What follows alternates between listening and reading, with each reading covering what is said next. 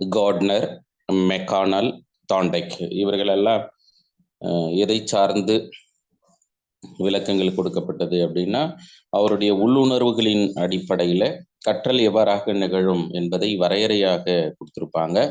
அதுல தாண்டேக்கினுடைய கற்றல் வரையறையில பயிற்சியால் விளையக்கூடிய நிரந்தரமான நடத்தை மாற்றமே கற்றல். The permanent changes of behaviour through the practice. அதனால நம்ம லேர்னிங்கை பொறுத்தளவு என்ன சொல்றாங்க அப்படின்னாக்கா, பிராக்டிஸ் அண்ட் எக்ஸ்பீரியன்ஸ், பயிற்சி மற்றும் அனுபவத்தின் ரீதியாக கற்போரின் நிலையான நடத்தை மாற்றம். நம்ம லாஸ்ட் கிளாஸ்ல கூட பார்த்திருந்தோம். நடத்தை மாற்றத்தை பொறுத்தளவு டெம்பரவரி பிஹேவியர் இருக்கு, நீங்க கவனிச்சிருப்பீங்க. டெம்பரவரி பிஹேவியர், தென் பர்மனன்ட் பிஹேவியர், நிலையான நடத்தை மாற்றம் இருக்கு. அதே மாதிரி தற்காலிகமான நடத்தை மாற்றம். நம்ம ஜுவாலஜின்றதால நம்ம அதை சார்ந்த ஒரு புரிதல் கிளியரா இருக்கும் கற்றலை சார்ந்து. என்ன அப்படின்னாக்கா, டிசீஸ், ஏதாவது ஒரு டிசீஸ் இல்னஸ் ஆகும்போது அப்போ நமக்கு டெம்பரவரியா பிஹேவியரல் சேஞ்சஸ் ஆகும் சார். அதெல்லாம் லேர்னிங் இல்லை அப்படின்றாங்க. அப்போ பர்மனன்ட் சேஞ்சஸ் ஆஃப் பிஹேவியர், எந்த ஒரு ப்ராக்டிஸ் கொடுத்தாலும் நிலையான நடத்தை மாற்றம் இருக்கணும். படிச்சதெல்லாம் மறந்துட்டே போறதுக்கு பேரு லேர்னிங் இல்லை. அப்போ நம்ம படிச்சதை out to retention as well as the storage and outcome, நம்ம எப்படி தேக்கி வைக்கிறோம் அல்லது சேமித்து வைக்கிறோம், அதை எப்படி வெளியே கொண்டு வரோம், இதெல்லாம் ஒட்டுக்க சேர்ந்தது தான் சார் கற்றல். அதனால இங்கே நம்ம கற்றல்னா என்ன அப்படின்றத நாம் பார்த்துருந்தோம். அதே மாதிரி கற்றல் பற்றிய வரையறையை நாம் பார்த்திருந்தோம். தாண்டைக்கு அவரை சார்ந்து இறுதியாக நம்ம எங்க ஸ்டார்ட் பண்ணணும் அப்படின்னாக்கா, லேர்னிங் கர்வ் இல்லை, கற்றல் வளைகோடு. கரெக்டுங்களா? Yes sir. Yes sir. Yes sir. Okay sir. நம்ம அஸ் பர் ஷோ பண்ணக்கூடிய மெட்டீரியல்ல பேஜ் நம்பர் என்னவா இருக்கு?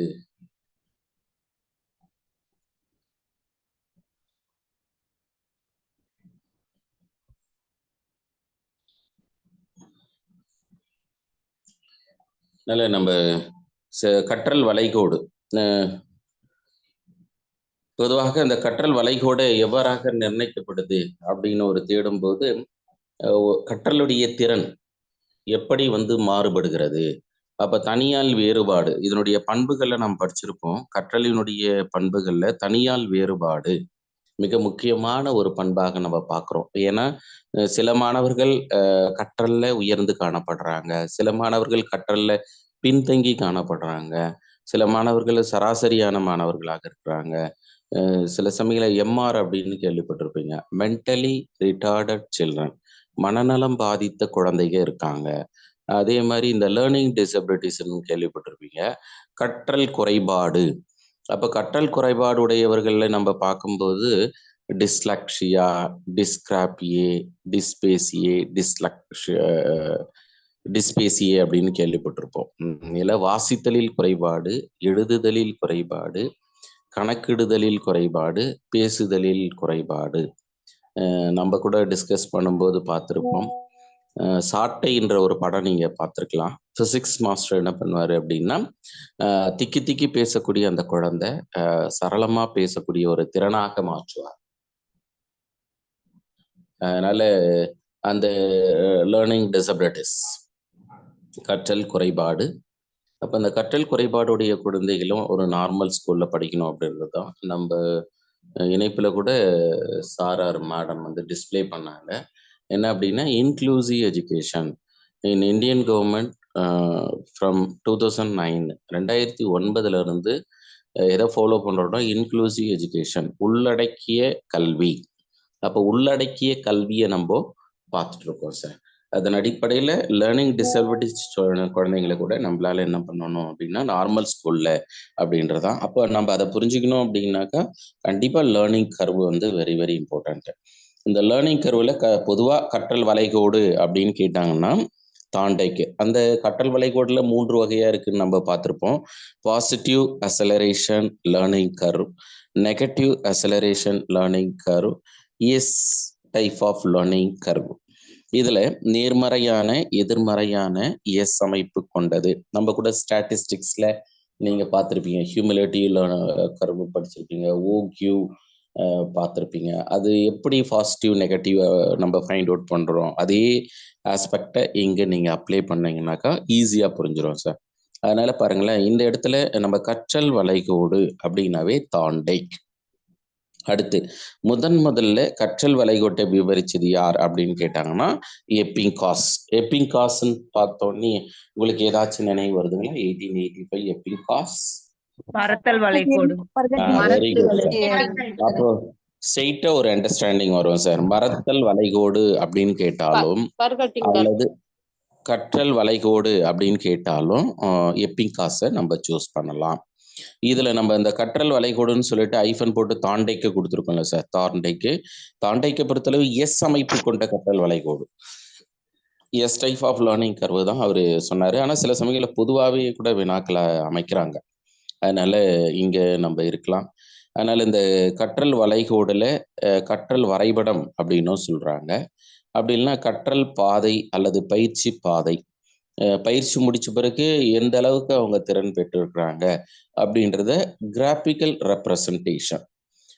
சார் கூட டெஸ்ட் கண்டக்ட் பண்ண உடனே அழகா யாரெல்லாம் எவ்வளோ மார்க்ஸு எந்தெந்த ரேஞ்சில் இருக்கிறீங்க அப்படின்றத உங்களுக்கு சொல்றாரு. அதை அப்படியே கிராஃபிக்கல் ரெப்ரசன்டேஷன்ல பார்த்தோம் அப்படின்னாக்கா ஹை பர்சன்டேஜ் ஆஃப் மார்க் யார் வாங்கியிருக்காங்க, அதனுடைய பர்சன்டேஜ் என்னன்றதை நம்ம கர்வில் பார்த்துடலாம். சில பேருக்கு பார்த்தீங்க அப்படின்னாக்கா அந்த பாசிட்டிவ் இருக்கா நீங்களே கூட ஃபைண்ட் அவுட் பண்ணி பார்க்கலாம். ஒவ்வொரு டெஸ்ட்லையும் உங்களுக்கு பாசிட்டிவ் அக்சலரேஷன் ஆகுதா, இல்லை நெகட்டிவ் ஆயிருக்கா, இல்லை எஸ் டைப்பா அப்படின்னு கண்டுபிடிக்கலாம் சார். சில பேர் என்ன பண்ணுவாங்கன்னா டெஸ்ட் கண்டக்ட் பண்ணும்போது ஃபர்ஸ்ட் மார்க் எடுப்பாங்க ஃபர்ஸ்ட் டெஸ்ட். நெக்ஸ்ட் டெஸ்ட்ல பார்த்தீங்க அப்படின்னாக்கா அந்த டாப் 10லயே வரமாட்டாங்க. நெக்ஸ்ட் தேர்ட் டெஸ்ட் அதே மாதிரி டாப் 10ல வர மாட்டாங்க. ஃபோர்த் டெஸ்ட் ஃபர்ஸ்ட்ல வருவாங்க. இது மாதிரி acceleration like this oscillation, not acceleration, oscillation இப்படியும் அப்படின்னு போயிட்டே இருக்கும். அப்போ அவங்கள பொறுத்தளவு நம்மளால கரெக்டாக ஜஸ்டிஃபை பண்ண முடியாது. ஆனுவல் எக்ஸாமில் லைக் டிஆர்பி கவர்மெண்ட் கண்டக்ட் பண்ணக்கூடிய எக்ஸாமில் இவங்க ஃபர்ஸ்டாக வந்துடலாம், கட் ஆஃப்லேயே வராமல் கூட போகலாம் சார். இப்படி தான். ஆனால் சில பேர் என்ன இருக்கும் அப்படின்னா கிராஜுவலாக எடுப்பாங்க சார். லீஸ்ட் மார்க் எடுப்பாங்க, அப்படியே ஸ்டெப் பை ஸ்டெப்பாக இன்க்ரீஸ் ஆகிட்டே போகும். அவங்களுடைய கான்ஃபிடன்ஸு எந்த இடத்துலையும் விடாமல் 90, 91, 92, 95, 100, 110 அப்படின்னு போயிட்டு லாஸ்ட்டாக கவர்மெண்ட் எக்ஸாமில் அதிகபட்சமான மார்க்கை வந்து கேட்ச் பண்ணுறவங்க இருப்பாங்க. இவங்கெல்லாம் யார் சார் அப்படின்னாக்கா அவங்களுடைய லேர்னிங் வந்து கிராஜுவலாக இன்க்ரீஸ் ஆகும், பாசிட்டிவ் லேர்னிங் கர்வா அமையும். சில பேருக்கு பார்த்தோம்னா நம்ம சென்டரில் அதிகபட்ச மார்க் எடுப்பாங்க, அன்ஃபார்ச்சுனேட்டாக கட் ஆஃப்ல மிஸ் ஆகும் சார். அவங்க வந்து நெகட்டிவ் கர்வில் வந்துடலாம். சில சமயங்களில் பார்த்தோம் அப்படின்னாக்கா அந்த லேர்னிங் இன்க்ரீஸ் ஆகும், அதே மாதிரி டிக்ரீஸ் ஆகும். சில சமயங்களில் absence of lack of learning, கற்றலே நடக்காது. அப்போ கற்றலே நடக்காம ஏன் இந்த மாதிரி ஆச்சு? ஃபர்ஸ்ட் யூனிட் படிச்சிருக்கோம், செகண்ட் யூனிட் அப்போ பாரு இன்வெர்டிபிரேட்டா வெர்டிபிரேட்டா கார்டேட்டா அப்படின்னு பார்த்துட்டு இருக்கோம், இல்லை பயோகெமிஸ்ட்ரி பயோபிசிக்ஸ் இல்லை பயோஸ்டாட்டிஸ்டிக்ஸ் பார்த்துருக்கோம். அப்படியே பார்த்துட்டே வரும்போது animal physiology, sensory physiology, genetics, modern genetics, embryology. ஆனால் அப்படியே படிச்சுட்டே வந்து எம்ப்ரியாலஜியில் ஒரு ஸ்டாக்னேஷன் ஆயிடலாம். அப்போ ஏன் அது ஆச்சு அப்படின்றத இண்டிவிஜுவலாக அவங்கவுங்க தான் சார் அசஸ் பண்ண முடியும். ஈவன் நம்ம சைக்காலஜியில் கூட கண்டினியூஸாக க்ரோத் அண்ட் டெவலப்மெண்ட் இருக்குது. அந்த க்ரோத் அண்ட் டெவலப்மெண்ட்டில் டைமென்ஷனில் கிளியராக பார்த்துருப்போம், ஹெரிடிட்டி, என்விரான்மெண்ட்டு எல்லாமே கிளியராக பார்த்துட்டு லேர்னிங்கை கம்ப்ளீட் பண்ணிவிட்டு இன்டெலிஜென்ஸ் போகும்போது இன்டெலிஜென்ஸ்லையும் க்ரியேட்டிவிட்டிலையும் ஒரு ஸ்டாக்னேஷன் ஆகிடலாம். அப்போ நெக்ஸ்ட் பர்சனாலிட்டியில் அழகாக லிப் ஆகும். அப்போ இன்டெலிஜென்ஸ்லையும் க்ரியேட்டிவிட்டிலையும் அதிகபட்சமான கொஸ்டின்ஸ் கேட்கும்போது அங்கே என்ன ஆகிடும்னா மார்க் மிஸ் ஆகும் சார். அப்போ நமக்கு மட்டும்தான் சார் தெரியும் ஸ்ட்ரென்த்து என்ன, லைக் வீக்னஸ். நம்மளுடைய strength and weakness assess to his or himself. நம்மளால மட்டும்தான் சார் அதை அளவிட முடியும். என்னுடைய பலம் என்ன, என்னுடைய பலவீனம் என்ன, என்னுடைய மேஜர், என்னுடைய எஜுகேஷனில் சேலஞ்சஸ், இன்னோவேஷன், சைக்காலஜி, இதில் எது எனக்கு ஸ்ட்ரென்த்தாக இருக்குது, எது வீக்னஸ்ஸு அப்படின்னு ஃபைண்ட் அவுட் பண்ணணும். தென் சில பேர் ஜிகேல வீக்னஸாக இருக்கிறோமா, இல்லை நான் ஜிகேவை பொறுத்தளவு எப்படி கேட்டாலும் மினிமம் 7 எடுப்பேன் அப்படின்றாங்கன்னா ஓரளவுக்கு அவங்க ஓகே, ஜிகேவை பொறுத்தளவு மாடரேட்டில் வந்துடுவாங்க. அப்போ எனவே நம்ம அந்த லேர்னிங்கில் அழகாக எப்பிங்காஸ் கேட்கலாம், அப்படின்னா தாண்டே கேட்கலாம். நெக்ஸ்ட் பார்த்தோம் அப்படின்னா அந்த கற்றல் வளைகோட முதலில் பயன்படுத்தியது அப்படின்னு அந்த ஆஸ்பெக்டில் கேட்டாங்க அப்படின்னாக்கா ஃப்ரியான் மற்றும் ஹர்டர். ஃபர்ஸ்ட் இந்த டேர்ம் ஃப்ரியான் மற்றும் ஹர்டர் அப்படின்றவங்க டெலிகிராஃப் லாங்குவேஜ். அது மட்டும் நீங்க மெட்டீரியல்ல ஒரு ஐஃபன் போட்டு நீங்க என்ன எழுதுங்கன்னா தந்தி மொழி பெறுவது அல்லது தந்தி மொழி அடிப்படையில் அவர் முதல்ல கற்றல் வளைகோட்டை பயன்படுத்தினார். அப்படின்னா டெலிகிராஃப் லாங்குவேஜ், ஆங்கிலத்தில் டெலிகிராஃப் லாங்குவேஜ். அது மட்டும் அடிஷன் தட் அந்த அர்டர் இருக்கனால அர்டர் என்ற ஒரு ஐஃபன் போட்டு தந்தி மொழியில் கற்றல் வளைகோட்டை பெறுதல். இங்கிலீஷில் telegraph language, acquired through telegraph language. கற்றல் வரைபடம் கற்போரினுடைய முன்னேற்றம் அல்லது பின்னடைவு ரெண்டுமே அசஸ் பண்ணலாம் சார். லேர்னிங் கர்வை யூஸ் பண்ணி, ஏன்னா நம்ம டைட்டிலே லேர்னிங் கர்வு இல்லை கற்றல். அப்போ கற்றல் வளைகோடு மாணவருடைய கற்றல் அடைவு உயர்ந்து காணப்படுறதையும் லேர்னிங் கர்வில் நம்ம ஃபைண்ட் அவுட் பண்ணலாம். சில சமயங்களில் கற்றல்ல பின்னடைவு பேக்வேர்டு ஏற்படலாம். ஆல்வேஸ் ஃபார்வேர்டாக இருக்கலாம் சில பேர் ஃபார்வேர்ட் கம் பேக்வேர்டாக இருக்கலாம். முன்னோக்கி போவாங்க, பிறகு பின்னடைவு ஏற்படும், அப்படியும் இருக்கலாம். அதனால இதை காட்டக்கூடிய ஒரு படம் தான் அப்படின்னு நம்ம பார்க்குறோம். அப்போ இதன் அடிப்படையில் பொதுவாக கற்றல் வளைகோடு அப்படின்னு நம்ம பார்க்கும்போது there are 3 kinds, 3 வகையா பிரிக்கிறோம் சார். நேர்மறை, எதிர்மறை மற்றும் எஸ் அமைப்பு. இதுல இடையில நமக்கு மெர்ஜி ஆயிடுச்சு சார். எஸ் அமைப்பு இங்க கண்டினியூஸா வரணும், ஆனா நம்ம மெட்டீரியல்ல என்ன ஆயிருக்கும் அப்படின்னாக்கா அடுத்தது கேக்னே வந்திருக்கும். சரி, எனிவே இப்போ நேர்மறை முன்னேற்றம், பாசிட்டிவ் அசலரேஷன் அப்படின்னா என்ன? இதை தமிழ் படுத்தும் போது சில சமயங்கள உடன்பாட்டு முறை அப்படின்னு சொல்லலாம் சார். உடன்பாட்டு முறை அப்படின்னு சொல்லுவாங்க. இங்கிலீஷை பொறுத்தளவு பிரச்சனையே இல்லை. Positive learning curve or positive acceleration அப்படின்னு கேட்பாங்க. நெக்ஸ்ட் இதை பொறுத்தளவு பாருங்க, கற்றலில் ஆரம்ப நிலையில் விலை பயன் குறைந்த அளவு காணப்பட்டு அந்த initiation of learning start from lagging அப்படின்னு சொல்லுவோம். அது ஆரம்பிக்கப்படும் போது விலைப்பயன் குறைஞ்சுன்னு இருக்கும் sir, like decreasing of learning. அதுக்கடுத்து பயிற்சி காலம் அதிகரிக்க டைம் இன்க்ரீஸ் ஆகிட்டே போகும்போது ஆட்டோமேட்டிக்காக என்ன ஆகும் அப்படின்னா அந்த விலைப்பயன்னு சொல்கிறோம் பார்த்தீங்களா, லேர்னிங் அவுட்கம் இன்க்ரீஸ் ஆகுது அப்படின்னு சொல்கிறாங்க. இதுதான் நேர்மறை. அப்போனா என்ன, நேரம் அதிகரிக்க கற்றல் விளைவும் அதிகரித்து கொண்டே போகும். அந்த நேரத்தின் அடிப்படை என்னன்னா பிராக்டிஸ் அண்ட் எக்ஸ்பீரியன்ஸ், பயிற்சி மற்றும் அனுபவம். இந்த பயிற்சி மற்றும் அனுபவத்தின் ரீதியாக கற்றலானது படிப்படியாக உயர்ந்து கொண்டே போகும். எடுத்துக்காட்டாக தட்டச்சு செய்தல், டைப்ரைட்டிங் நீங்க பார்த்துருப்பீங்க. ஃபர்ஸ்ட் என்ன பண்ணுவாங்க அப்படின்னாக்கா 2 word 2 letters word 3 letters word இப்படிலாம் டைப் பண்ணிட்டு இருப்பாங்க. அதுக்கப்புறம் ஆல்ஃபாபெட்ஸ்க்கு வருவாங்க. நெக்ஸ்ட் பேராகிராஃபா டைப் பண்ணுவாங்க சார். அப்போ இது ஸ்டெப் பை ஸ்டெப்பாக அந்த லேர்னிங் அழகா அந்த நேர்மறை முன்னேற்றம். சில சமயங்களில் நியூவாக என்ட்ரி ஆகுறாங்கன்னு வச்சுங்களேன், அவங்க எக்ஸாம்பிள் ஏபிசிடி தான் டைப் பண்ணிட்டு இருக்காங்கன்னா பக்கத்தில் ஹையர் போவாங்க.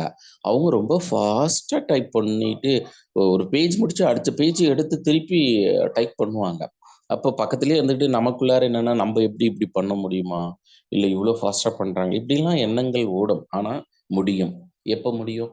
Like after the 6 months or after the 3 months, 3 மாதம் 6 மாதம் கழிச்சு பார்க்கும்போது நம்மளும் அதே ஸ்பீடுக்கு வந்திருப்போம் சார். அப்போ இது நேர்மறை. அதே மாதிரி சட்டங்களில் தீக்குச்சிகளை அடக்குதல், மணிகளை கோர்த்து மாலை தயாரித்தல், இது எல்லாமே என்னன்னாக்கா ஆரம்பிக்கப்படும் போது கடினமா இருக்கிற மாதிரி தெரியும். அடுத்து படிப்படியா ரொம்ப ஃபாஸ்டா பண்ணி முடிப்பாங்க. சில சமயங்களை பார்க்கலாம், திருவிழாக்கள்ல இந்த மணி கோத்துட்டு இருப்பாங்க. அவங்க பாட்டுட்டு மணி ஒரு ஸ்டாண்டுல நிறைய மாட்டி விட்டுட்டு விற்பனைக்கும் சொல்லிட்டு கையில வச்சுட்டு அந்த லைக் இந்த கொரடான்னுவாங்க, அதை கையில வச்சுட்டு என்ன பண்ணுவாங்கன்னா மணி ஒன்று கோத்து முடிச்சு போட்டு போயிட்டே இருப்பாங்க. நம்மகிட்டையும் பேசுவாங்க, ரேட் கேட்டோம்னா சொல்லுவாங்க பதில். லைக் அந்த ஹேபிச்சுவல் அட்டென்ஷன் அவ்வளோ கிளியரா அவங்க கிட்ட பார்க்கலாம் சார். அழகா எடுத்து மணியை சேர்த்து கோத்துக்கிட்டே இருப்பாங்க. அப்ப எனிவே இதெல்லாம் நேர்மறையான முன்னேற்றம். அதற்கடுத்து எதிர்மறை சார், நெகட்டிவ்.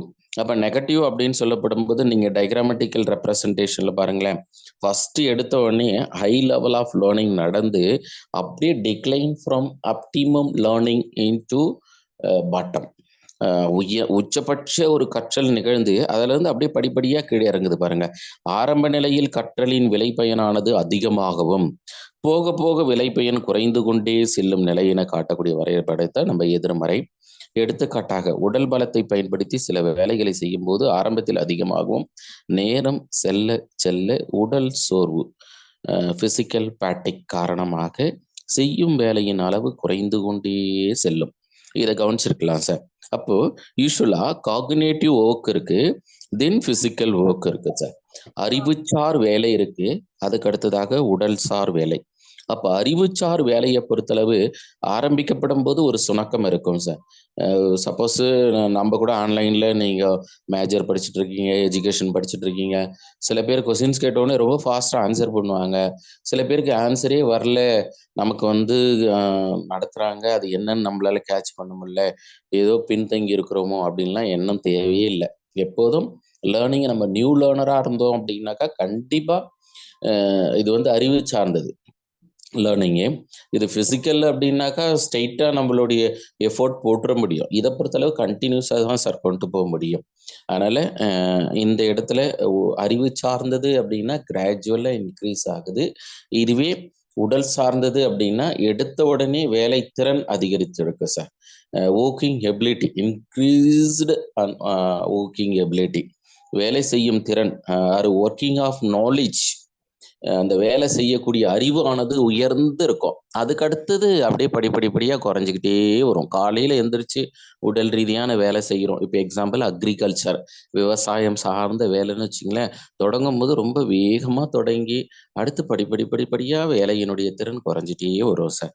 இதை வந்து நேர்மறை. அப்போ பொதுவாக என்ன, அறிவு சார்ந்தது இங்க கொடுக்கப்பட்டிருக்கு, அதுக்கடுத்து உடல் சார்ந்து. அப்ப எஸ்ல என்ன சார் இருக்க வாய்ப்பு?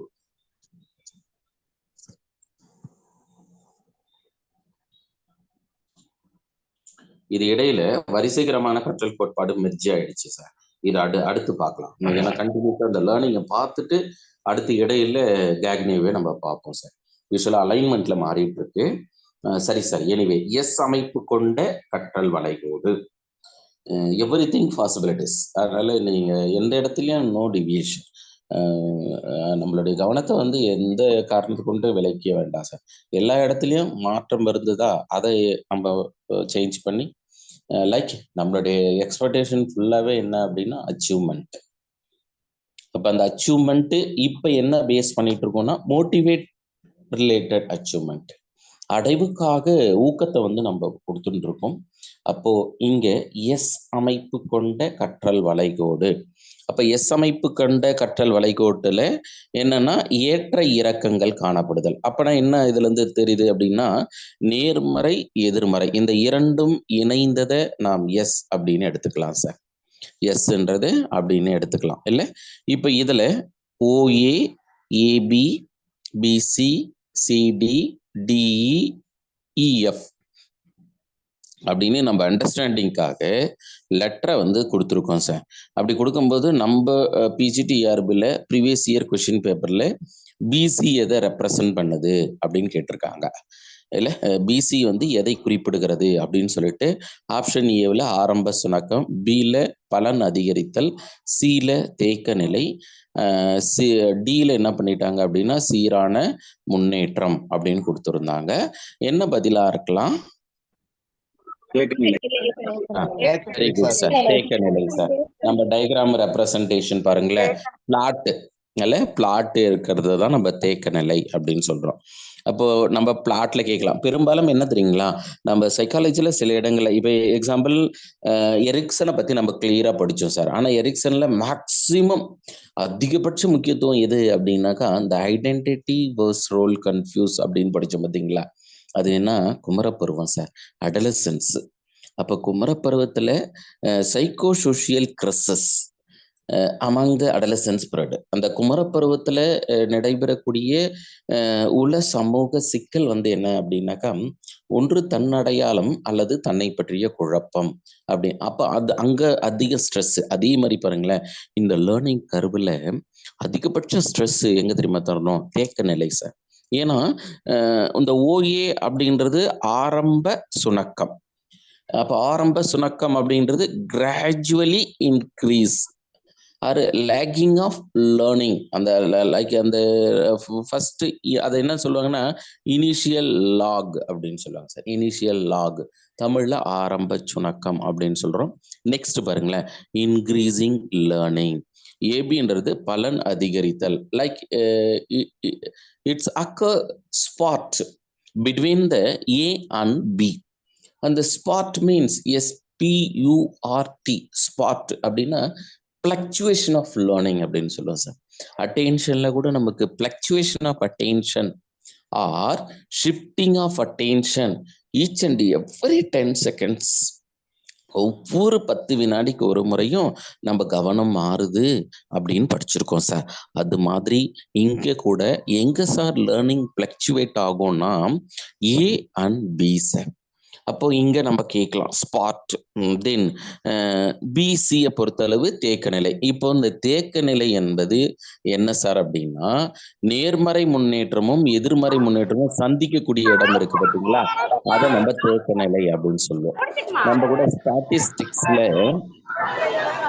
2 பாயிண்ட்டும் ஒரு இடம் சந்திச்சிருக்கோம்.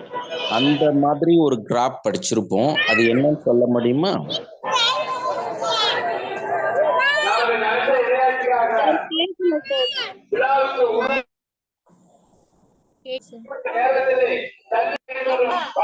சார் யாரோ ஃபங்க்ஷன்ல இருந்தே அட்டெண்ட் பண்றாங்க சார்.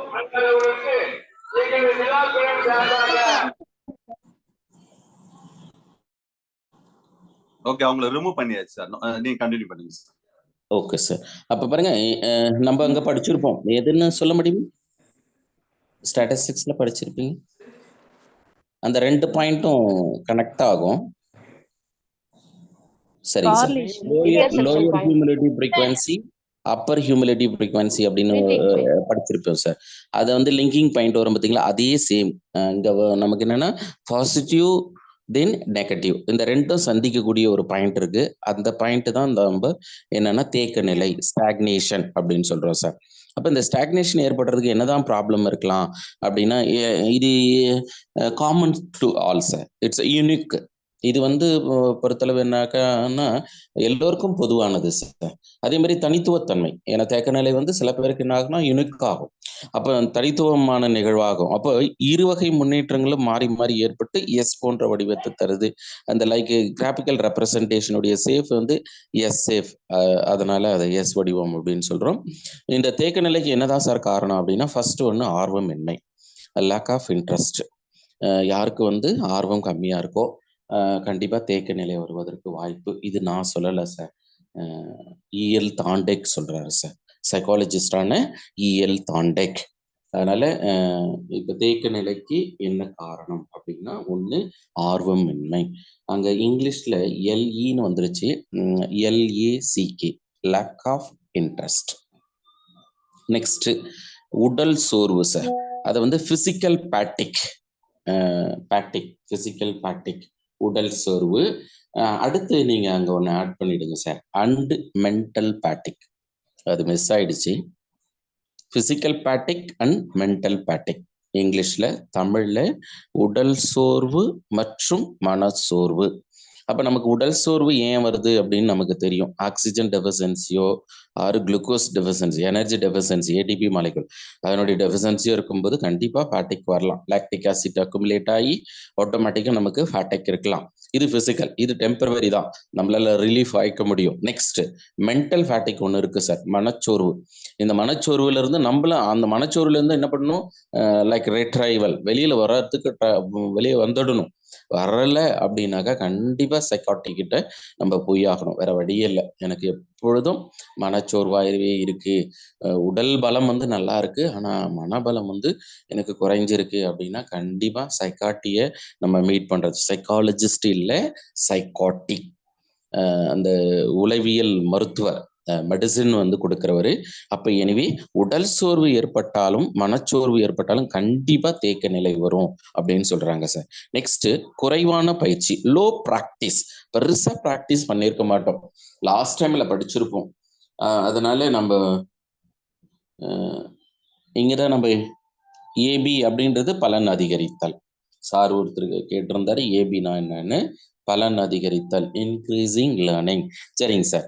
எனிவே அப்ப பாருங்க, குறைவான பயிற்சி இருந்ததுனாலும் தேக்க நிலை ஏற்படலாம், லோ ப்ராக்டிஸ். தென் பாடத்தின் கடினத்தன்மை.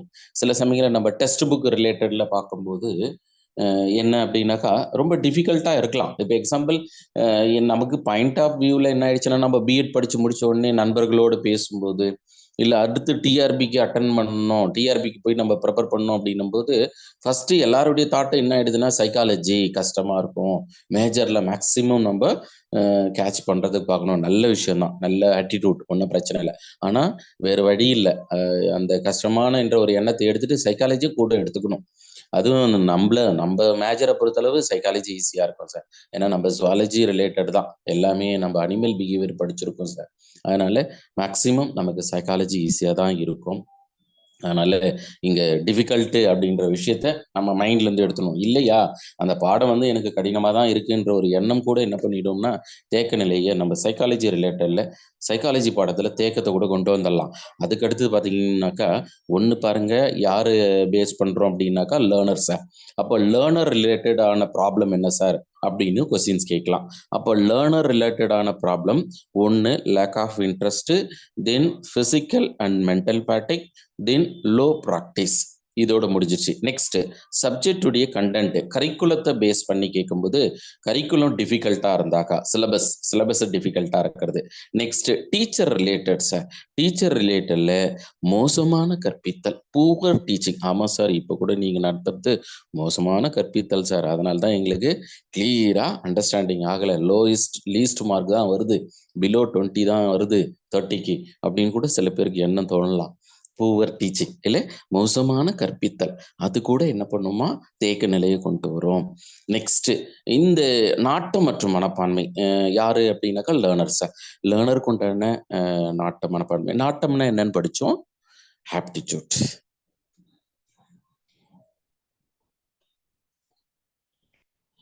நல்லா தானே போச்சு. அதுக்குள்ளார ஏன் இவர் கொஸ்டின்ஸ் கேட்கிறாரு? நீங்க அன்மியூட் பண்ணிட்டு ஆன்சர் பண்ணலாம். நாட்டம் ரொம்ப சிம்பிள் சார், திறன் மற்றும் ஆர்வம் சார், அவ்வளவுதான். நம்ம திறனும் ஆர்வமும் சேர்ந்ததுதான் நாட்டம். எடுத்துக்காட்டாக எனக்கு இசையில் ஆர்வம், அதே மாதிரி குரல் வளம் மிக சிறப்பாக இருக்கு, அப்ப கண்டிப்பா எனக்கு இசை சார்ந்த துறையில பெரிய வெற்றியாளராக வருவதற்கு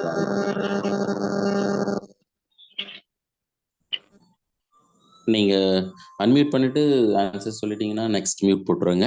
சரி சார். நாட்டம் அப்படின்னா மனப்பான்மை அப்படின்றது என்னன்னு படிச்சிருந்தோம், ஆட்டிடியூட். மனப்பான்மை sentiment of the content or things, நம்ம எதன் மீது பற்று வச்சுட்டு இருக்கிறோமோ அதெல்லாம் மனப்பான்மை sir. Either positive attitude or negative attitude, நேர்மறையான மனப்பான்மை அல்லது எதிர்மறையான மனப்பான்மை. அப்போ இதெல்லாம் எதை மீன் பண்ணுது அப்படின்னா இந்த தேக்க நிலை சார். அதே மாதிரி தேக்க நிலைன்றது பர்மனண்டா எல்லாருக்கும் இருக்குமா அப்படின்னாக்கா பர்மனண்டாலாம் இருக்க சான்ஸ் இல்லை. Maybe sometime, some month or some year, that's all. ஏதோ சில வருடங்கள், சில மாதங்கள் அல்லது சில நாட்கள் அது மாதிரி இருக்கும் சார். அதுல இருந்து கண்டிப்பா நம்மளால லிவ் பண்ண முடியும். ஏன்னா அதே மாதிரி தேக்க நிலைன்றது ஒரு யூனிவர்சல், பொதுவானது தான், எல்லாருக்கும் பொதுவானது தான். அதுக்கு அடுத்து ஒன்று நடந்துச்சுன்னா என்ன சார்னா இன்க்ரீசிங் லேர்னிங் சார். நீங்க சிடி பாருங்க, அவ்வளோ ஃபாஸ்டா க்ரோத் ஆகும். இப்போ இது ரிலேட்டட்ல நம்ம க்ரோத் அண்ட் டெவலப்மெண்ட்ல இன்ஃபான்சி டு அடல்ட் இதுவரை நீங்க மேட்ச் பண்ணி யாருன்னா சொல்ல முடியுமா? ஏபியும் அதுக்கு அடுத்ததாக பிசியும், ஓ ஏபி பிசி சிடி, இதை நம்ம வளர்ச்சியோடு ரிலேட் பண்ணி யாருன்னா சொல்ல முடியுமா? கொஞ்சம் கிரிட்டிக்கல் தான். நீங்க நான் அப்ளை பண்ணாக்க ஈஸியாக கண்டுபிடிச்சிடலாம். ஏன்னா கற்றல் உயர்றது. கற்றல் உயர்தல் இல்ல, ஏவும் பியும் அதிகரிக்கிறது, அதே மாதிரி சியும் டியும் அதிகரிக்கிறது. வளர்ச்சி மற்றும் முன்னேற்றம். குழந்தை பருவம் சார். அதுக்கப்புறம் குமர பருவத்துல very good sir, very good, excellent. இப்போ என்னன்னா மனிதர்களை பொறுத்தளவு அல்லது மாணவர்கள் வளர்ச்சி மற்றும் மேம்பாட்டில் நீங்க பார்க்கும்போது சிசு பருவம், பிள்ளை பருவம், அதுக்கு அடுத்ததாக குமர பருவம். மேடம் வந்து குமர பருவத்தை கரெக்டாக சொல்லிட்டாங்க, அதனால தான் நான் வெரி குட்னு சொன்னேன். ஆனால் இடையில என்ன பண்ணிட்டாங்கன்னா பிள்ளை பருவம்ட்டாங்க. பிள்ளை பருவத்தை மட்டும் எடிட் பண்ணிட்டு சிசு பருவம் சார். சிசு பருவத்துல வளர்ச்சியும் மேம்பாடும் அதிகரித்து காணப்படும் சார். அதே மாதிரி குமரப்பருவம், குமரப்பருவத்திலையும் வளர்ச்சியும் மேம்பாடு அதிகரித்திருக்கும். இந்த சைல்டுஹுட்லாம் பார்த்தீங்கன்னா இந்த தேக்க நிலை மாதிரி இருக்கும் சார், கவனிச்சிருப்பீங்க. பிள்ளை பருவத்துல அப்படி ஒரு வளர்ச்சி வந்து பெண் குழந்தைகிட்டையும் ஆண் குழந்தைகிட்டையும் பார்க்க முடியாது சார். பிறந்த குழந்தை பாருங்க ரொம்ப ஃபாஸ்டா growth as well as the development. அவ்வளோ சீக்கிரம் நடக்க பேச கத்துக்குவாங்க. அந்த இன்ஃபான்சி அழகா 8 மாசத்துல எடுத்தடி வச்சிருவாங்க. 1.5 வயசுல சில சொற்களை வந்து சொல்ல ஆரம்பிச்சிருவாங்க. அப்படியே 2.5 வயசுல பேச ஆரம்பிச்சிருவாங்க சார். இன்ஃபான்சில அப்படி ஒரு ஃபாஸ்ட் இருக்கும். அதுக்கப்புறம் அப்படியே ஸ்டாக்னேஷனா சைல்டுஹுட்ல இருக்கும் சார் பிள்ளை பருவம். அப்படியே குமர பருவத்துல பாருங்க ரொம்ப ஃபாஸ்டா இருக்கும் சார். எதுக்காக இங்க ரிலேட் பண்ணோம்னா நம்ம லேர்னிங்ல தான் பார்க்குறோம் இல்லை சார். ஆரம்பத்துல வந்து சுணக்கம் இருக்கும், அதுக்கடுத்து கற்றல் அதிகரிக்கிறது, அதுக்கடுத்து குமர பருவத்தில் அதிகரிக்குது. எப்படி வளர்ச்சி மேம்பாடு குமர பருவத்தில் அதிகரிக்குதோ அதே மாதிரி சிடி வந்து அதிகரிக்கும் சார். அப்ப நம்ம ஆப்டிமம் லெவல் போயிடுச்சுனாக்கா கண்டிப்பா டிக்ளைன் ஆகும் சார். அதனால ஒரே விஷயம் தான், நம்ம மேஜரா இருந்தாலும் சரி சார், நம்ம எஜுகேஷனா இருந்தாலும் எனக்கு எல்லாம் தெரியும் அப்படின்ற எண்ணம் மட்டும் கொண்டு போயிடாதீங்க. அது வந்து சுப்பீரியாரிட்டி காம்ப்ளெக்ஸ். இது நான் சொல்லல சார், யார் சொன்னாருன்னு சொல்ல முடியுமா? Inferiority complex and superiority complex. Very good sir. Adler எடுத்துக்கிட்டோம் அப்படின்னாக்கா, ஆட்லர் வந்து யாருடைய ஸ்டூடெண்ட்னா சிக்மண்ட் ஃப்ராய்டு சார். அப்போ ஆட்லர் தான் அழகா சொல்லுவாரு, நமக்கு சுப்பீரியாரிட்டி காம்ப்ளெக்ஸ் வந்துருச்சுனாலும் சிக்கல், இன்ஃபீரியாரிட்டி காம்ப்ளெக்ஸ் வந்துச்சுன்னா ஒன்றும் பிரச்சனை இல்லை, அந்த அதுல இருந்து நம்ம லிப் ஆக முடியும் சார். இப்போ எனக்கு எல்லாம் தெரிஞ்சிச்சுன்னு ஆயிடுச்சுன்னு வச்சுங்களேன், கண்டிப்பா டிக்ளைன் ஆகும் சார் லேர்னிங். இப்போ நான் complete study about of learning curve அவங்க எப்படி வேணாலும் கேட்கட்டும் சார், நீங்க பெரும்பாலும் ஆன்சர் பண்ண முடியும்னு நினைக்கிறேன். எக்ஸாம்பிள் கேட்டாலும் சரி, இல்லை அவங்க ஒவ்வொரு லேர்னிங் கர்வை டிஃபைன் பண்ணிட்டு அந்த லேர்னிங் கர்வ் என்ன அப்படின்னு கேட்டாலும், இல்லை ஓஏ, ஏபி, பிசி, சிடி, தென் டிஇ, தென் இஎஃப், இல்லை டிஇல ஆப்டிமம் லெவல் ஆஃப் லேர்னிங் நடந்து தென் இஎஃப்ல டிக்ளைன் ஆகுது சார். இல்லை அப்படியே படிப்படியாக குறைஞ்சிட்டே வருது. சில சமயங்களில் டிஆர்பி என்ன பண்ணுவாங்கன்னா இந்த மந்த் எக்ஸாம்னு சொல்லுவாங்க, ஏதோ ஒரு ரீசன்ல என்ன பண்ணுவாங்கன்னாக்கா அடுத்து ஒரு 1 மந்த் இல்லை ஒரு 15 days தள்ளி போடுவாங்க. அப்போ என்ன பண்ணுவாங்கன்னாக்கா இன்னும் 1 மாசம் இருக்கு, 2 மாசம், நல்ல வெல் ப்ரிப்பேர்டு, அவங்கள மாதிரி ஒரு லேர்னிங் இல்லைன்ற மாதிரி ப்ரிப்பேர் பண்ணிட்டு இருப்பாங்க. அன்பார்ச்சுனேட்டாக அவங்க என்ன பண்ணுவாங்கன்னா இன்னும் 1 மாசம் 2 மாசம் தள்ளி போட்டிருக்காங்கன்ட்டு அப்படியே ஸ்லோ ஆகிடும். இப்போ என்ன ஆயிடும்னாக்கா சக்சஸ் வந்து எதிர்மறையா வர்றது கூட வாய்ப்பா அமைஞ்சிரும். ஏன்னா நம்மள வந்து என்னன்னா அந்த decline optimum level of learning போயிட்டு டிக்ளைன் ஆகிறதுக்கு சான்சஸ். இதனால தான் நான் அதிகபட்சமான மதிப்பெண் எடுத்தவங்க சில பேர் ஏன் கட் ஆஃப்ல வரல, ஏன் வந்து அரசு வேலையில வந்து வரல அப்படின்னாக்கா இது ஒரு காரணமா இருக்கலாம்னு தான் நான் சொல்றேன், இதுவே தான் இல்லை. அப்போ எனிவே இந்த இடம் கம்ப்ளீட்டா நம்ம முடிச்சிட்டோம். ஒன்று எப்பிங்காசை கேட்கலாம், அப்படி இல்லைன்னா தாண்டே கேட்கலாம், அப்படி இல்லைன்னா positive acceleration or negative acceleration or S type of learning or OA or AB or BC or CD or DE or EF. Maximum நம்ம என்ன எக்ஸ்பெக்ட் பண்றோம்னா பிசி எக்ஸ்பெக்ட் பண்றோம். அப்படி இல்லையா தேக்க நிலைக்கான காரணம், what are the reason leads to flat. ஏன் சார் ஒருத்தருக்கு பிளாட் ஆகுது? Based on the learner, based on the teacher, then based on the text book, that's all. நம்ம புத்தகத்துக்கு ரிலேட்டடா ஒரு பாயிண்ட் எடுத்துக்கிறோம், டீச்சர் ரிலேட்டடா பாயிண்ட் எடுக்கிறோம், அதுக்கடுத்து லேர்னர் கற்போருடைய ரிலேட்டட், மேக்சிமம் கற்போருடைய ரிலேட்டட் தான் அதிகமா இருக்கு. இதுதான் சார். அப்போ நெக்ஸ்ட் என்ன சார் அப்படின்னா டிரான்ஸ்ஃபர் ஆஃப் லேர்னிங். இப்ப பயிற்சி மாற்றம், இதுக்கு இடையில நமக்கு மெர்ஜ் ஆயிருக்கு அப்படின்னு சொல்லியிருந்தோம்ல, இதுக்கு மேல ஓகே சார். கேக்னேஸ் வரிசைகரமான கற்றல். இப்ப வரிசைகரமான கற்றல் கோட்பாடு அல்லது வரிசைகரமான கற்றலை குறிப்பிட்டது. இப்ப நம்ம வரிசைகரம்னு எந்த இடத்துல இருக்கோ அந்த இடத்துல என்ன டைப் ஆஃப் கொஸ்டின் அமைக்கலாம்னாக்கா அவங்க ஆர்டர் பண்ணலாம் சார். ஆர்டர் பண்ணும்போது அந்த 8 இருக்கு. Signal learning, SR learning, chain learning, verbal association learning, discriminative learning, concept learning, rule learning and problem solving அப்படின்னு there are 8 kinds of learning. That kinds of learning based on the hierarchical from the least to high. கீழ்நிலையிலிருந்து உயர்நிலை திறன் பெறும் sir. அதனால பாருங்க, வரிசைகரமான கற்றல், குறியீட்டு கற்றல், தூண்டல் துலங்கல் கற்றல், தொடர்ச்சியான கற்றல், மொழி இணைத்து கற்றல், வேறுபடுத்தி கற்றல், கருத்து கற்றல், விதி வழி கற்றல், பிரச்சனையை தீர்த்தல் அப்படின்னு 8 கொடுத்துருக்கோம் சார். இல்ல இத யாரு சார் ஹைரார்கியல் பண்ணது அப்படின்னு கேட்டோம்னாக்கா கேக்னே. சில சமயங்கள 8 வகையான கற்றலை குறிப்பிட்டது யார்? சார் வந்து பேஜ் நம்பர் கேட்குறாரு, எந்த பேஜ் நம்பர் இருக்கு அப்படின்னு. 73 நம்ம மெட்டீரியல் ஷோ பண்ணியிருக்கிறது. நீங்க வச்சுருக்கக்கூடிய புக்ஸ் சப்போஸ்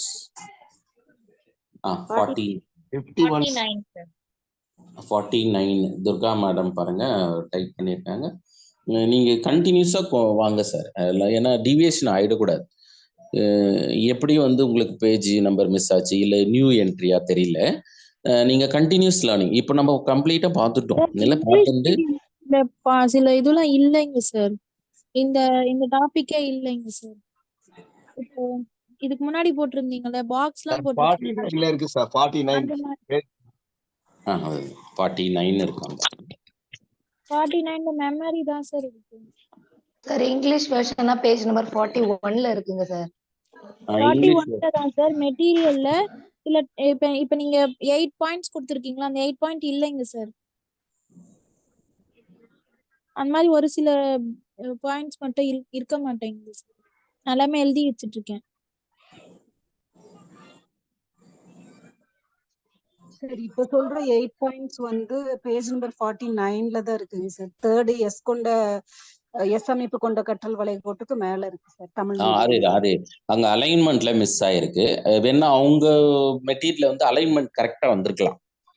இப்ப இங்க நம்ம வச்சதுல என்ன ஆயிடுச்சுனாக்கா எஸ் டைப்புக்கு அபோவ் த கண்டென்ட் இல்ல, எஸ் டைப்புக்கு மேல இருக்கு. சரிங்க சார். ஆனா நம்ம மெட்டீரியல்ல இல்லாம இருக்க வாய்ப்பே இல்லை சார். நீங்க ஓல்டு மெட்டீரியலா இருந்தாலும் சரி, நியூ மெட்டீரியலா இருந்தாலும், ஏன்னா இது இம்பார்ட்டன்டான கான்செப்ட். மேக்சிமம் நம்ம பிஜிடிஆர்பில இது கேட்குறாங்க சார். அதனால இல்லாம இருக்க வாய்ப்பே இல்லை. நீங்க ஆனா கரெக்டா சர்ச் பண்ணணும் உங்க மெட்டீரியல்ல. அதுதான் சரிங்க சார். இதுல நமக்கு வரிசைகரமான, ஆங்கிலத்துல ஹைரார்கி அப்படின்னு சொல்றோம். இது who was proposed hierarchical learning theory அப்படின்னா கேக்னே சார். அப்ப கேக்னே ஹவு மெனி டைப்ஸ் அப்படின்னு பார்க்கும்போது 8 சார். ஏன் இது ஹைரார்கி அப்படின்னு நம்ம சொல்றோம்னா, from lower level of learning to higher level of learning. கீழ்நிலையான கற்றல் வகையில இருந்து உயர்நிலையான கற்றல் வகை. அப்ப கீழ்நிலைனா எதுவா இருக்கலாம்?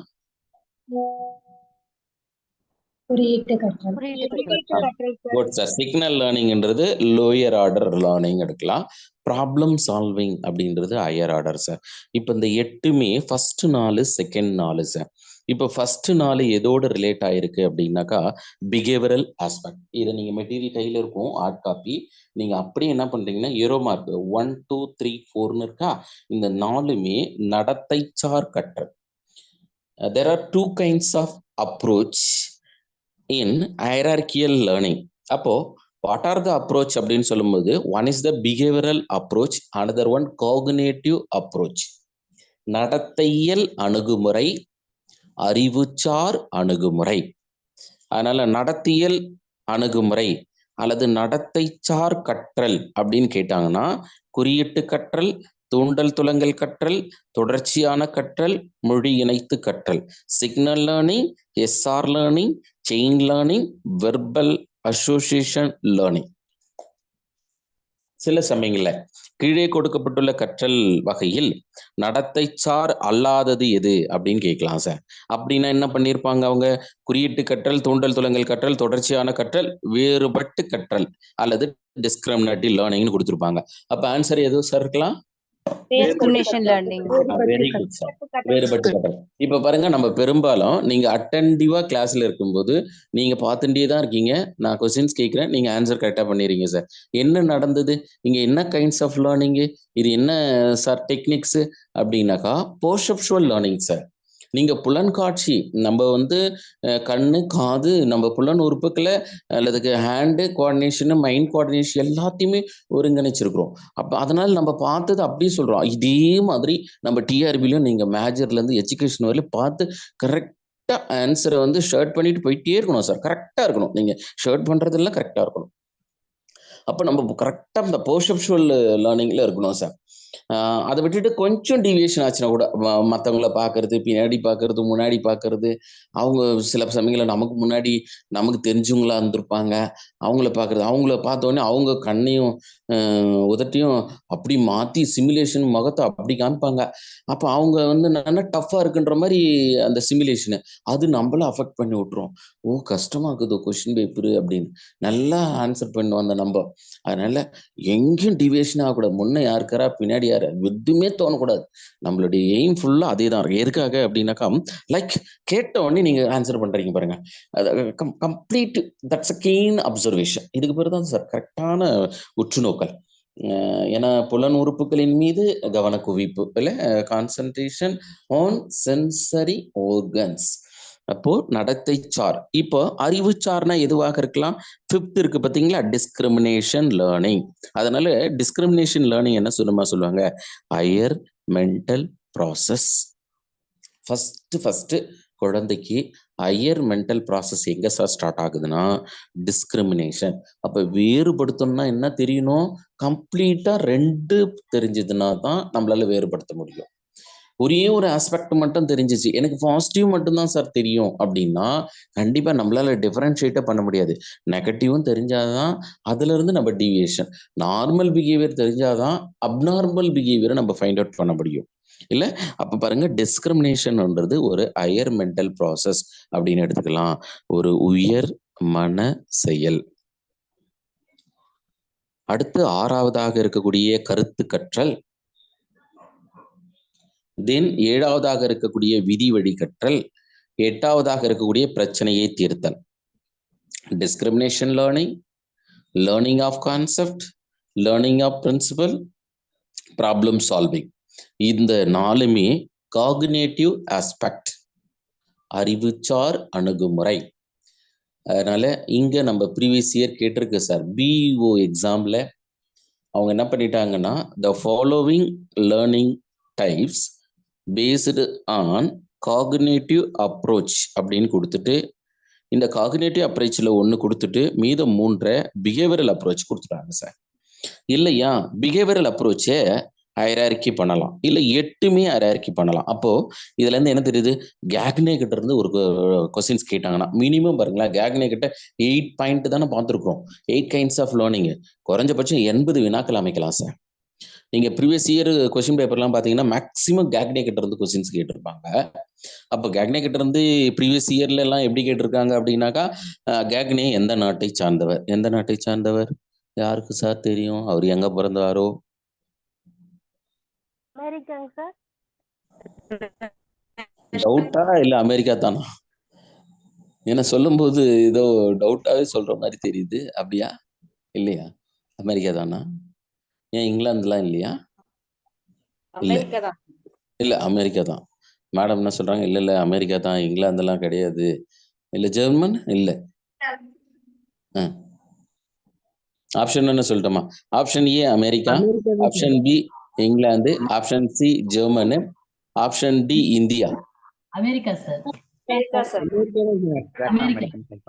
யாரும் இந்தியாவை சொல்லவே மாட்டீங்க. சரி சார், அப்ப இந்தியா இல்லதான். ஏன்னா இந்தியால நம்ம ஒண்ணு உதயசங்கர் மட்டும் தான் சார் படிச்சிருக்கோம், டாக்டர் உதயசங்கர்.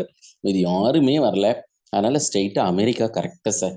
அமெரிக்கன் சைக்காலஜிஸ்டா பெரும்பாலான கற்றல் கோட்பாட்டாளர்கள்லாம் யாரு சார்னாக்கா அமெரிக்கா சார். அதனால அமெரிக்க நாட்டை சார்ந்தவர் 1970 இந்த கற்றல் வரிசையை வந்து கொடுத்திருந்தார். அதனால குறியீட்டு கற்றல், தூண்டல் துலங்கல் கற்றல், தொடர்ச்சியான கற்றல், இது நீங்க வரிசையா தெரிஞ்சா இருக்கணும் சார். சில சமயங்கள பாருங்களேன், சிக்னல் லேர்னிங்ன்றது இந்த குறியீட்டு கற்றல் எந்த கற்றல் கோட்பாட்டோடு தொடர்புடையது? நீங்க very good sir. Pavlo sir. என்ன தெரியுங்களா? கட்டுப்படுத்தப்படாத தூண்டல். கட்டுப்படுத்தப்படாத தூண்டலை கட்டுப்படுத்தப்பட்ட தூண்டலுடன் இணைத்து நமக்கு கட்டுப்படுத்தப்படாத துலங்கள் வர வச்சாரு. யாருன்னா பாவ்லோ. சிக்னல் இல்ல, அவர் மணி ஓசை எழுப்பியிருப்பாரு இல்ல, சிக்னல் தானே அது. பெரும்பாலான கற்றல் நமக்கு சிக்னல் தான். கவனிச்சிருப்பீங்க. நம்ம மேஜர்ல கூட நிறைய இடங்கள்ல சிக்னல் லேர்னிங் இருக்கும் சார். ஏன்னா நம்ம ஜுவாலஜின்றதால டயக்ராமேட்டிக்கல் ரெப்ரசன்டேஷன்ல இருக்கும். சில சமயங்களில் ஃப்ரானுடைய லெக்கு கூட அந்த சிக்னல்ல போட்டிருப்பாங்க. எனவே சிக்னல் லேர்னிங். தென் நெக்ஸ்ட் இந்த தூண்டல் துலங்கள் அப்படின்னா தாண்டேக் அப்படின்னு நம்ம பிராக்கெட்ல கொடுத்துருக்கோம். இல்லை சில சமயங்களில் தாண்டேக்கும் கேட்கலாம். அப்படி இல்லைன்னா பிஎஃப் ஸ்கின்னர் சார், பிஎஃப் ஸ்கின்னரையும் தொடர்படுத்தலாம். அதனால இது கருவி கற்றல் என்றும் அழைப்பாங்க. தூண்டல் துலங்கல் கற்றல்னு இருக்கா, எஸ்ஆர் லேர்னிங், அல்லது கருவி கற்றல் instrumental learning. SR learning, otherwise of instrumental learning. Then தொடர்ச்சியான கற்றல் செயின் லேர்னிங். என்ன நம்ம கதவை திறக்கும் முறை அப்படின்னு சொல்றாங்க, lock and key, release of lock. ஒரு மாணவன் ஒரு வகுப்பறையினுடைய கதவை திறக்கிறான் அப்படின்னாக்கா முதல்ல லாக் என்னன்னு ஃபைண்ட் அவுட் பண்ணணும்.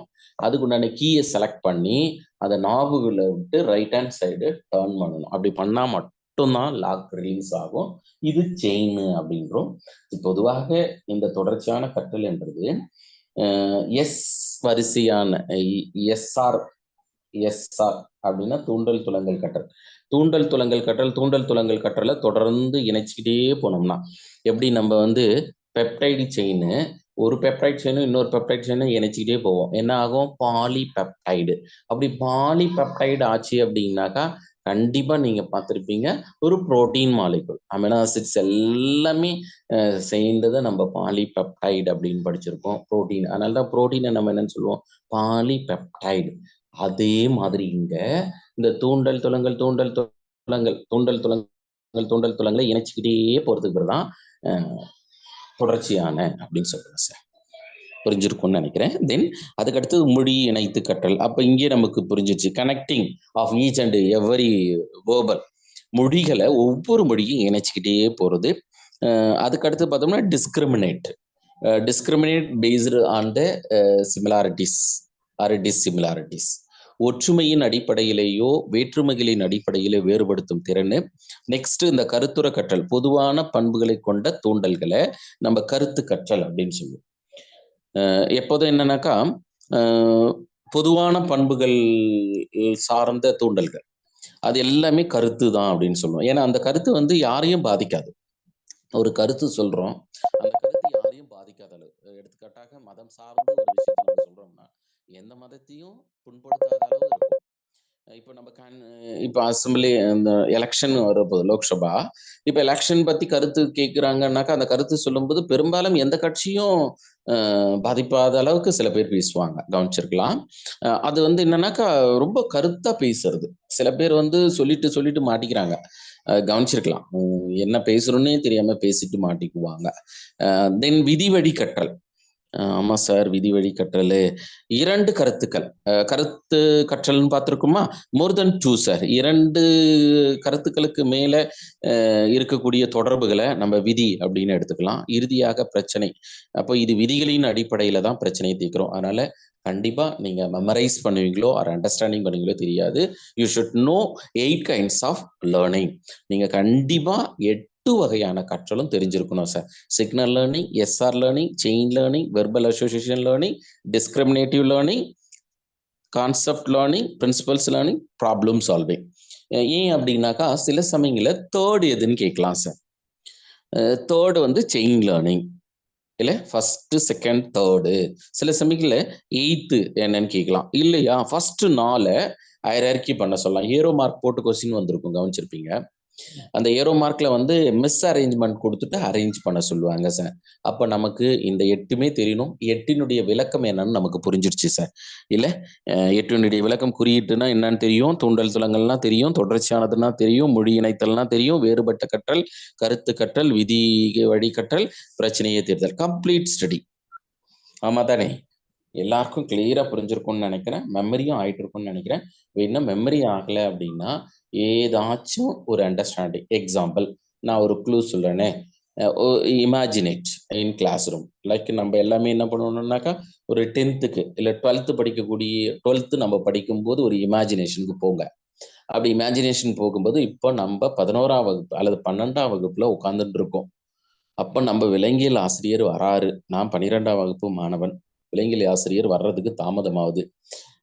இப்போ நான் என்ன பண்றேன் அப்படின்னாக்கா முன்னாடி இருக்கக்கூடிய பையனை நான் அழைக்கணும். அப்போ அந்த பையனை அழைக்கிறதுக்கு சிக்னல் கொடுக்குறேன்.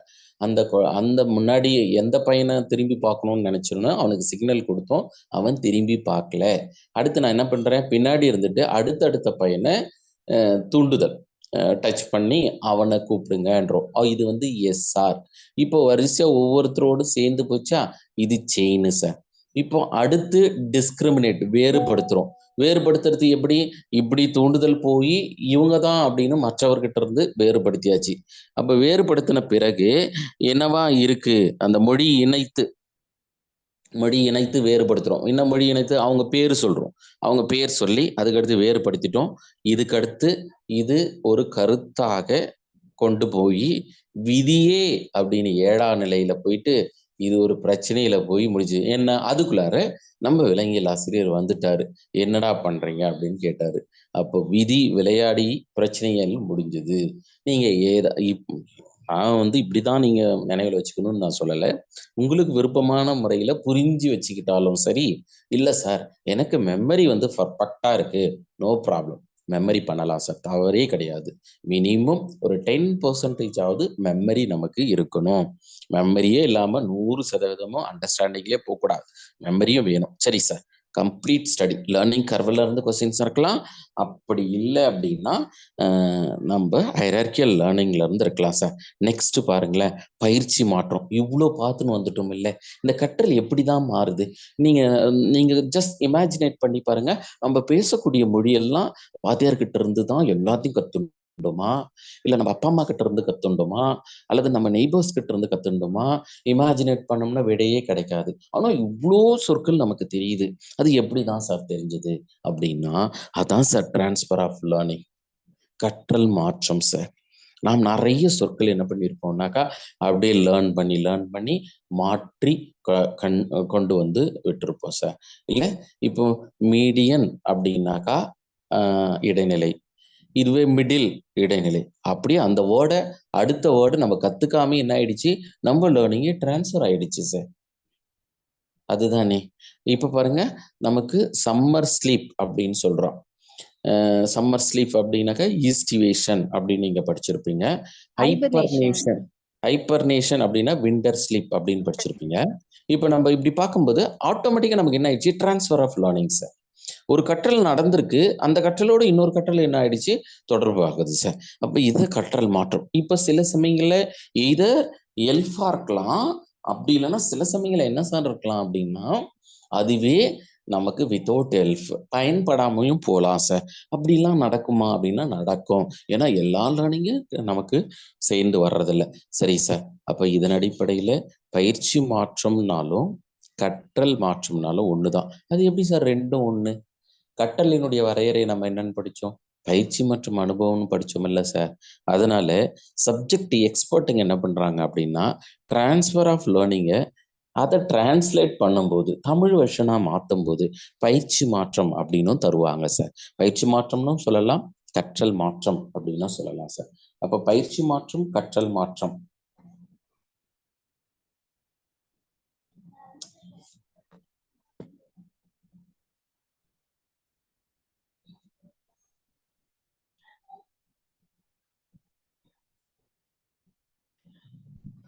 பயிற்சி மாற்றம், கற்றல் மாற்றம்.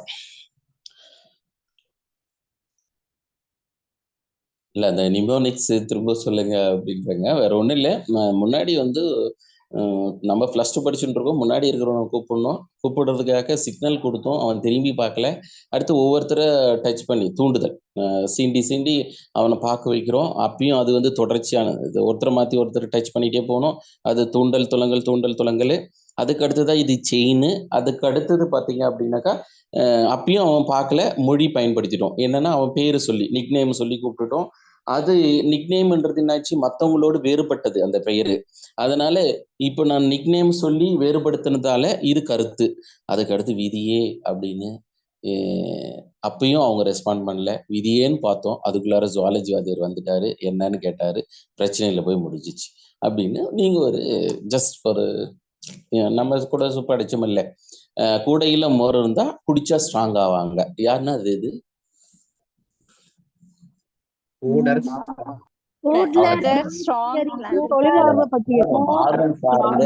ஆர்வம் சார்ந்த பட்டியலை சொன்னது. ஏன் நான் சில இடங்கள்ல உங்களுக்கு சொல்றேன்னா, நீங்க ஏற்கனவே நம்ம மேஜரை அதிகமா படிச்சிருப்பீங்க. நம்ம சைக்காலஜியை ரொம்ப பெருசா நீங்க நினைச்சிடக்கூடாது. சில இடங்கள்ல நீங்க எளிமைப்படுத்திக்கலாம் அப்படின்றதுக்காக தான், மற்றபடி எதுவும் இல்லை. ஏன்னா மேஜரே ரொம்ப வாஸ்டா நம்ம படிப்போம், அதில் மாற்று கருத்தே இல்லை. எனவே ஏன்னா நமக்கும் அனுபவம் உண்டு இல்லை, நானும் உங்களை மாதிரி ஒரு நாள் பயிற்சி பெற்று ஆசிரியராக வந்தவன் தானே. அதனால எனிவே இங்க நம்ம பயிற்சி மாற்றம் அல்லது கற்றல் மாற்றம், இந்த பயிற்சி மாற்றம் கற்றல் மாற்றத்துல பயிற்சி மாற்றம் என்பது ஒரு சூழ்நிலையில் நாம் கற்றது, அது எந்த சூழ்நிலை வேணாலும் இருக்கலாம், இல்லை மற்றொரு சூழ்நிலையில தாக்கம் ஏற்படுத்திச்சு அப்படின்னா அதை நம்ம பயிற்சி மாற்றம் அல்லது கற்றல் மாற்றம். இப்போ வரையறையில க்ரோ மற்றும் க்ரோ, அதுக்கடுத்து சோரென்சன், இவங்க 2 பேருடைய வரையறை தான் கொடுத்துருக்கு. என்ன அழகா கொடுத்துருக்காரு பாருங்களேன். யாரு? க்ரோ மற்றும் க்ரோ. சிந்தனை திறன் அப்படின்னா எபிலிட்டி ஆஃப் திங்கிங். செகண்டு உணர்திறன், ஃபீலிங் இல்லை. எப்போதும் குழந்தைங்களுக்கு முதல்ல என்ன ஃபீலிங் சார் வரும் அப்படின்னா, என்ன ஃபீலிங் வரலாம்? இந்த காப்புணர்ச்சி, செக்யூரிட்டி அப்படின்னு சொல்லுவோம் சார், செக்யூரிட்டி பேசஸ். குழந்தைக்கு முதல்ல என்ன உணர்வு வரும்? பாதுகாப்பு, பயம். சரிங்க சார், ஓகே. இது நம்ம ஃபைண்ட் அவுட் பண்றது கஷ்டம். என்னன்னா ஃபீலிங்ல என்ன ஃபீலிங் சார் வரும்னா, குழந்தைங்கள ஃபர்ஸ்ட் ஐ ஃபீலிங் வரும் சார், நான் என்கின்ற உணர்வு. தென் ஷிஃப்டிங் இன்டு வி ஃபீலிங், நாம் என்கின்ற உணர்வு வரும். முதல்ல நான் என்கின்ற உணர்வு தான் வரும், பிறகுதான் நாம. குழந்தைங்க நீங்க பார்க்கலாம் சார், 2.5 வயசு, 3 வயசு, 4 வயசு, 5 வயசு, 6, 10 வயசு வரையும் கூட நீங்க கவனிச்சிருக்கலாம். எனதுன்னு சொல்லுவோம். வீடா, அது இந்த வீடு எனதுன்னும். இன்னொரு பையன் இருப்பான், டேய் நான் தாண்டா ஃபர்ஸ்ட் பிறந்தேன், அந்த வீடே எனதுறான்னும். இது அப்புறமா போய் சொன்னா அது பிரச்சனையில முடிஞ்சிடும், 40 வயசுக்கு மேல, 30 வயசுக்கு மேல. ஆனா குழந்தையிலே சொல்லுவான். அதுக்கப்புறமா அதே குழந்தை என் தம்பி, என் அண்ணன் அப்படின்னு சொல்லிட்டு அவ்வளோ அழகா மெங்கில் ஆவான் சார், லைக் வி ஃபீலிங். இன்னும் சிம்பிள் எக்ஸாம்பிள் சொல்றேன் பாருங்களேன். அழகா குழந்தைக்கு சைல்டுஹுட் ஏஜில் உனக்கு பிடிச்ச ஆம்லேட் போட்டு கொடுத்துருக்கேன், நீ மட்டும் சாப்பிட்றான்னு சொல்லுவாங்க. இதை லஞ்சில் கொடுத்து அனுப்புவாங்க அவங்க மதரு. அழகா அந்த குழந்தையும் ஸ்கூல்ல போய் படிச்சுட்டு லஞ்ச் டைம் வந்தோடனே அவன் மட்டும் சாப்பிடுவான் சார். இதே குழந்தை அடலசன்ஸ்ல உனக்கு பிடிச்சது வச்சிருக்கா, நீ மட்டும்தான் சாப்பிட்றான்னு சொல்லி பாருங்க, எஸ் மம்மின்னு சொல்லிட்டு போவான். ஆனா குழந்தை எல்லாருக்கும் ஷேர் பண்ணுவான் சார். அதுதான் இந்த like I feeling conversion into we feeling. இல்லை, நான் என்கின்ற உணர்வு நாம் என்கின்ற உணர்வாக மாறும். இதுதான் உணர்திறன் சார், ஃபீலிங். நெக்ஸ்ட் வேலைத்திறன், ஒர்க்கிங் ஆஃப் நாலேஜ். ஆங்கிலத்துல வேலைத்திறன் என்னன்னு திரும்ப சொல்லுவோம், ஒர்க்கிங் ஆஃப் நாலேஜ்ன்னு சொல்லுவோம் சார். போன்றவற்றை ஒரு நிலையிலிருந்து மற்றொரு நிலைக்கு மாற்றி பயன்படுத்த முடியும் என்பதைத்தான் நாம் பயிற்சி மாற்றம். சிந்தனை திறனாக இருந்தாலும் சரி, உணர்திறனாக இருந்தாலும் சரி, வேலை திறனாக இருந்தாலும் நம்மளால செய்ய முடியும். வலது கையால் வண்ணம் தீட்ட கற்றுக்கொண்ட எனக்கு பயிற்சி இல்லாமல் இடது கையால் வண்ணம் தீட்ட முடியும். வலது கையால் எழுத கற்றுக்கொண்ட எனக்கு இடது கையால் எழுத முடியும். இதுதான் சார். அப்போ கண்டிப்பா இது என்ன சார்னாக்கா டிரான்ஸ்ஃபர் ஆஃப் லேர்னிங். அப்போ அந்த டிரான்ஸ்ஃபர் ஆஃப் லேர்னிங்ல சோரென்சன் என்ன சொல்றாரு பாருங்களா, அறிவு. அதே தான் சிந்தனை திறன், இங்க அறிவுன்றாரு. அதுக்கடுத்து பயிற்சி, அதுக்கடுத்து ஹேபிட், பழக்க வழக்கங்கள். ஏன்னா நம்ம என்ன ஹேபிட்டை லேர்ன் பண்ணியிருக்கிறோமோ ஒரு சுச்சுவேஷன்ல, அப்படியே இந்த ஹேபிட்டை அடுத்த சுச்சுவேஷன்ல நம்ம அப்ளை பண்ணுவோம் சார். கவனிச்சிருக்கலாம். அந்த பழக்கம் என்ன நமக்கு பழக்கம் இருக்கிறதோ அந்த பழக்கம் அப்படியே அடுத்த சூழ்நிலையில நம்ம அப்ளை பண்ணுவோம். அறிவு, பயிற்சி, பழக்க வழக்கங்களை ஒரு சூழ்நிலையிலிருந்து மற்றொரு சூழ்நிலைக்கு மாற்றி பெறுவது தான் பயிற்சி மாற்றம் அப்படின்னு ரென்சன் சொல்றாரு. அப்போ நீங்க சிந்தனை திறன், உணர்திறன், வேலைத்திறன் இதை மையப்படுத்தி வரையறைய சொன்னது யாருன்னா க்ரோ மற்றும் க்ரோ. ரென்சன் என்ன பண்ணாருன்னா அறிவு, பயிற்சி, பழக்கம். அப்போ knowledge, practice, habit.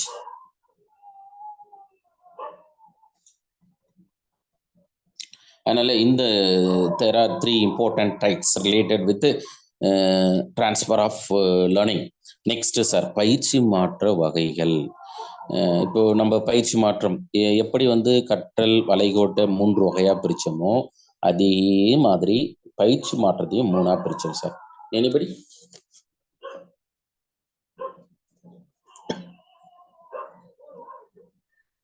Positive, negative, and zero, sir. Okay, sir. Good.